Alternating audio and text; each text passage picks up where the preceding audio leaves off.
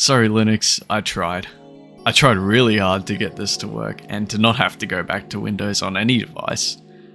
But there's too many items missing or not working for me on Linux that has caused me to make the switch back. To begin with, I'm not saying Linux is bad or not appropriate for any needs, that is simply not true. It was interesting to see how different distros work and understanding the fundamental differences between operating systems. For someone like me, it was a great learning experience, and I did enjoy jumping between different distros like Linux Mint, Bazzite, Pop! OS, and even CashieOS, which were other distros I tried about a week or two after my Linux switching video previously.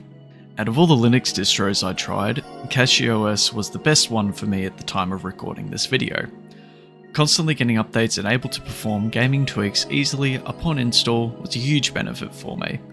And there is plenty of documentation and resources related to not just CashieOS, but Arch as well, considering that is what it is based off of.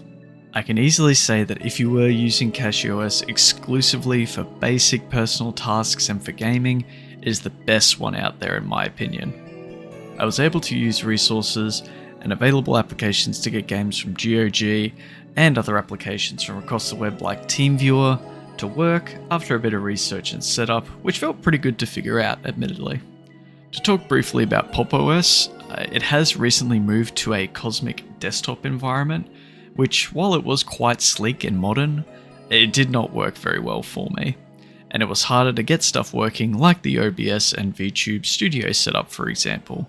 Setup items that seemingly used to work in the previous versions of Pop! OS no longer worked when on this Cosmic environment. Other issues with audio popping and audio detection items came up for me pretty frequently as well, so this was not ultimately going to work for me. However, CashieOS, while I give it high praise, also had issues and items that were simply not capable on it or any Linux distro at present. For specifics, running the CashieOS distro for handhelds makes setting the profiles for what's used in TDP a bit trickier than something like Bazzite, as it doesn't come with those types of tools installed. While it is possible to get the Steam Decky loader and use the Xbox button and A to get the menu going, or the back paddle on the device after restarting, you can set the profile per game to use more or less watts depending on the demand of it. RGB control and controller items are also available through repositories on GitHub, but there were seemingly issues on install, and sometimes my ROG needed to be restarted for anything to work properly on the device, such as moving around the Steam OS UI with the built-in controller. For both the desktop and handheld versions of CashieOS, I had different items come up which I had difficulty understanding. Using package managers like Paru requires you to quit reading by pressing Q, which then allows for install, which is different between using Paru and Pacman for official repositories. Easy anti-cheat still being a huge obstacle for Linux also caused some grief when I tried to play with my friends, which had to make allowances for me to play without EAC for a game like 7 Days to Die, for example, which luckily does allow that option when launching through Steam. But for other games that I had paid for, like Battlefield 6 on Steam, and several older Resident Evil and Dino Crisis games from GOG, these had trouble running or just did not launch at all on CashieOS. Audio items were also a little bit tricky, but luckily a friend who is more experienced with Linux recommended Easy Effects, which did work to a degree, but some audio devices like my Astro headset required a bit more tinkering as it was only coming through on the left ear channel and had to be stereo mirrored in the settings.